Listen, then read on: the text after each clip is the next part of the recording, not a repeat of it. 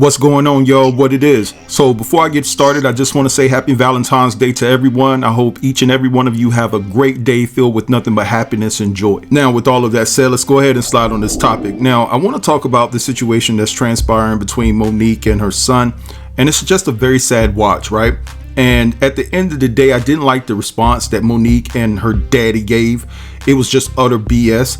To me, they try to shame him for having mental health issues. They brought up the fact what they did for him on a financial level when he admitted in the first initial video that they were there for him financially. He didn't discredit that at all. But basically what he was saying is that providing financial stability isn't a first aid kit to bandage all the internal wounds that was caused by the trauma of you basically saying that you didn't want to be a mother at the particular time. So this brother is going through something internally, and you don't think that your actions added to what he may be going through mentally? I just thought it was just a very sloppy response. Now, another thing that I didn't like is the fact that Sidney was doing all the talking. You don't want him to call you dad, but you were doing all the talking. I think that Monique should have done, all the talking. She should have addressed the situation privately or publicly, because you know how I roll, guys. If you talk about somebody publicly, I feel that they have the right to respond publicly. But in this particular situation, Monique has talked about him so much on a public scale. I believe that Monique should have called him personally and kept it off the internet, even though her son brought it to the internet for the first time. That was just his first time, so I'm giving him a pass. Now, another thing that really ticked me off is the fact that Sidney tried to act like this man isn't intelligent enough to handle his business as a man when it came to buying a car. Sidney, you're older than him. You said that you knew him before he knew himself, and that you always looked at him as your nephew. So why not be glad to help this young brother negotiate a deal for buying a new car? You guys gave him $10,000, right, to put down on the car. So he needed some intellectual help. So what? Why you have to throw that in that man's face? Now, another thing that I just think is just straight up utter BS is the fact that Sidney wouldn't allow that man to call him dad. He just wanted to be accepted, right? And even though you have a relationship with his real father, you could have said, hey, you know who your real father is, so I could be dad number two. What is wrong with that? You didn't want that man calling you dad for whatever reason. You didn't really want to have any type of association or any type of linkage to that magnitude when it came to him. And it really gets on my nerves that this man in Shalon can't even have a conversation with his mom without you being around. Why you have to micromanage, Monique when it comes to her talking to her own son? She should be allowed to have a private conversation with her son. He deserves it for all the years of neglect. And if Sidney was any type of man, in my estimation, he would have checked Monique and made sure that Monique tried to mend the fences with her son. That's what real men do. I would have stayed on Monique's behind if I was her husband about trying to fix things with her son. And the fact that they haven't fixed things is a reflection on who Sidney is as well. Now, like I've said many times in the past, I still rock with Monique in regards to what she's trying to do within Hollywood to make an easier path for black women so that they can get paid what they are worth. But her narcissistic and dismissive ways in regards to her son, it just rubs me the wrong way, because you're talking to a brother that had an excellent relationship with my mom. But anyway, Shalon decided to respond to that ignorant response. And let me tell y'all, like the girls say, she ate down. He ate down. I mean, he really gave it to her in a professional manner. Again, so intelligent, so well spoken. I know that he writes everything that he needs to say, but to be able to articulate it and read it at the same time in such a professional manner is impressive. But anyway, y'all, check out what he had to say, and I'll be back to close the video. All right, so I'm just gonna get straight to it. Hi, I'm Shalon. So I find it unique that my video was in response to my mother and not her husband, but yet he still had the most to say, which isn't uncommon. I also found it unfortunate that my mother does not seem to speak on her own. The only two worlds that I know where daddy is used is for children speaking with their fathers and women acknowledging their pimps. Her husband starts off by literally doing the very thing that I said that they would do, which honestly kind of made me feel as though their response was ironic because they validate my original video. Either A, she has some newfound moment of clarity, or B, she retreats back to daddy. In her retreat back to him, though, he does not acknowledge what I did say, but instead begins to create a new narrative of things that I did not say, which negates the effects of a response video. The two of you essentially created a new video rather than actually respond to what was actually said. You also brought up my father. My father, though, is not doing interviews talking about me. In quick regards to the three sons comment, under the context in which your husband was speaking, by your rationale, Ma, he should have easily had no problem saying 4 sons, especially since you say he knew me before I knew me. The two of you can sometimes come off as seekers of weak levels of empathy from others while at the same time sidestepping any accountability that one may need to take. To attempt to address what I said to another man while also trying to make your wife victim number 1 has nothing to do with you. My father did not need you to speak for him. You're her daddy, not his. My mother has been speaking on our relationship for years, so to imply that only one side of a story was told when there are several articles and interviews throughout the internet discussing my strained relationship with her, filled with quotes from your wife speaking directly about me while also providing vague context and downplaying the impact of an uninterested mother. I am 33 years old and have had ample opportunity to go to the media and tell some BS story for a BS amount of money, but instead I am on TikTok expressing my feelings for free. If the two of them were paying attention, I literally explained in my first video why I am responding using TikTok. And I should not have to repeat myself. My mother also states there are some people that are saying, oh, you should be ashamed of your mothering skills. You should be ashamed of yourself. This is what I say. Let's let it play out. Because the same ones that were saying, oh, I was crazy, I was deranged, we watched it play out. So just like with my son, we're going to watch this play out. First of all, who the hell is we if it ain't you and I reconciling our relationship? Second of all, it's power in a word. Nobody is playing, but I can understand why you would use that word specifically. As you stated in the Club Shay Shay interview, you had the mentality of a 15-year-old child. You required a man to raise you, and you were acting like a little girl. These are your words. It doesn't matter what context I have them in. This is how you thought of yourself as a grown adult who was someone's mother. Last time I checked, Monique fans, a 15-year-old grown adult who acts like a child but is in search of their daddy, they don't typically make efficient parents. But hey, I could be wrong.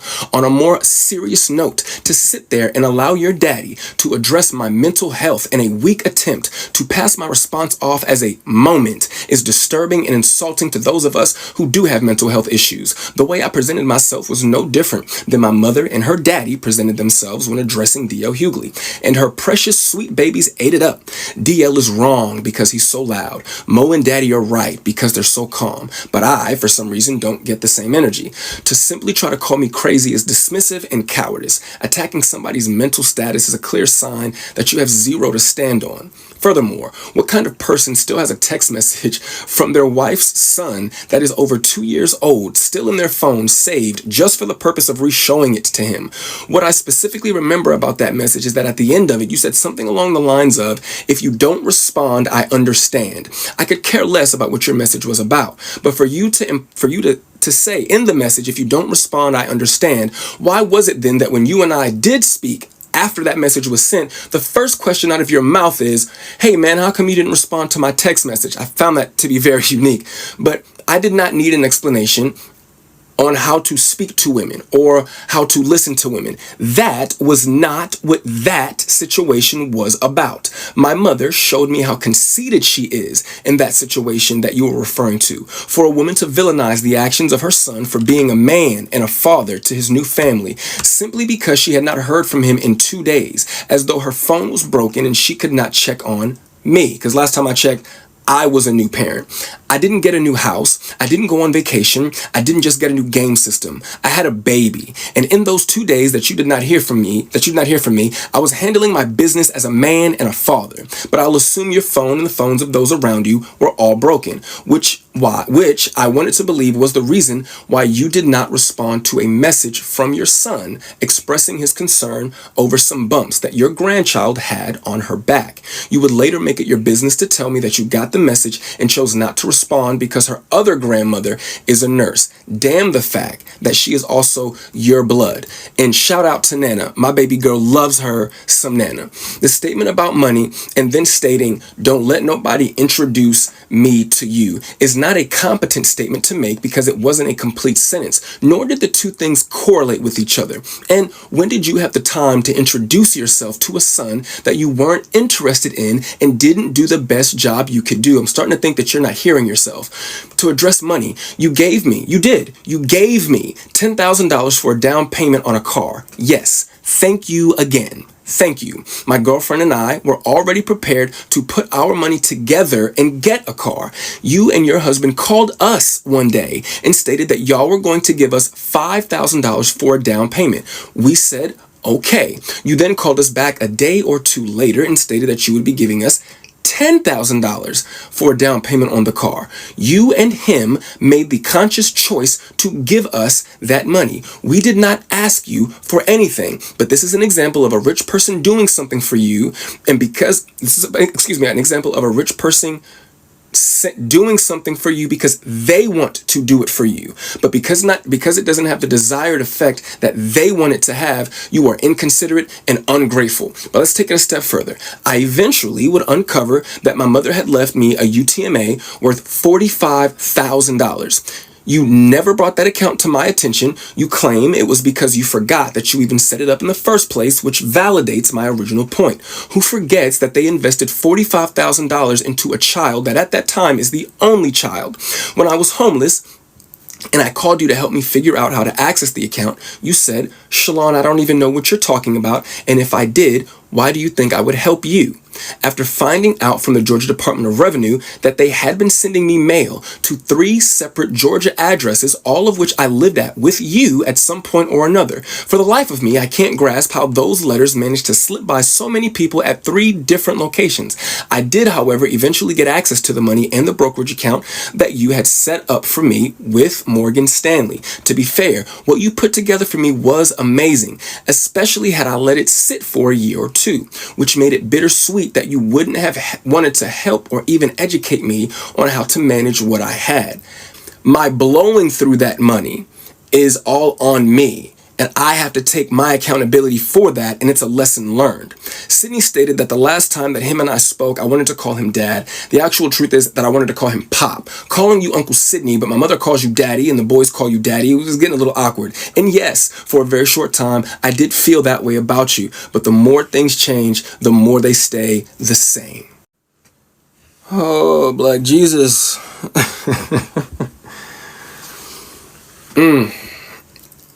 I do just want to really quickly give a really, really big thank you to the support that I've received throughout this. I didn't think that was something that was going to happen. I didn't make that video to have a tennis match with my mother. I do not plan on making any more videos. This is it. I've said what I wanted to say. To me, if you're not going to acknowledge, you've already shown me that you don't care enough to acknowledge what I did say. So I definitely don't have the expectation that you're going to acknowledge now what I'm saying. So it is what it is. But once again, I want to say thank you again, man. That day before I posted that original video, I went to sleep with 25 followers that I probably could name all. I could probably name all 25 of those people. I think I have over like 12,000 followers now. That's really cool, man. I really appreciate that. But I just can't say thank you enough. I know I sound like a broken record, but I do appreciate the love, and best of luck to my mother and Sidney. And I hope that the Cat Williams tour is incredible. I really, really do. But when it comes to me, I am going to enjoy being a dad and being a man and just going through life, man. I don't want to be famous or notorious for being someone's neglected kid. I don't want that to be my story. And I only said what I said just to provide context, not to become anything. But y'all be safe, man. Peace.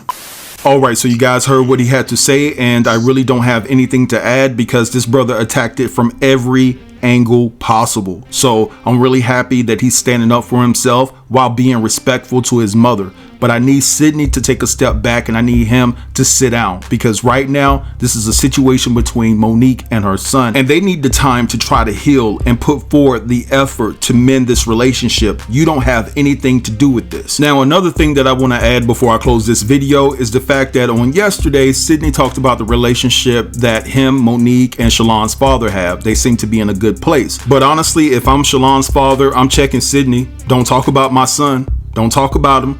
Don't try to embarrass him on the internet. Don't try to downplay his intelligence. Don't talk about his mental health. I don't care. You know, our friendship, it doesn't matter. It goes out the window because that's mine. That's where I'm at with it, y'all. That's where I'm at, because it's no way in the world that I can sit back and just let my son go through that and not have his back.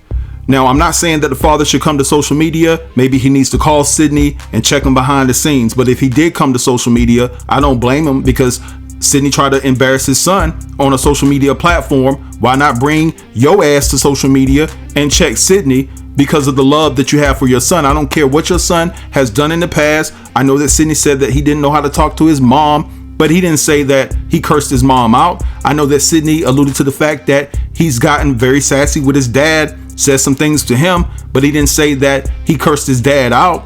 So maybe his tone of voice was off. I don't think this is a bad kid, and he's not a kid. I don't think this is a bad man. So at the end of the day, I'm looking for Shalon's father to step up to the plate and check Sidney. But anyway, I'm gonna let this go. I want you guys to drop down in the comments and let me know what you think about all of this. Don't forget to like, comment, share, and subscribe. And until next time, peace.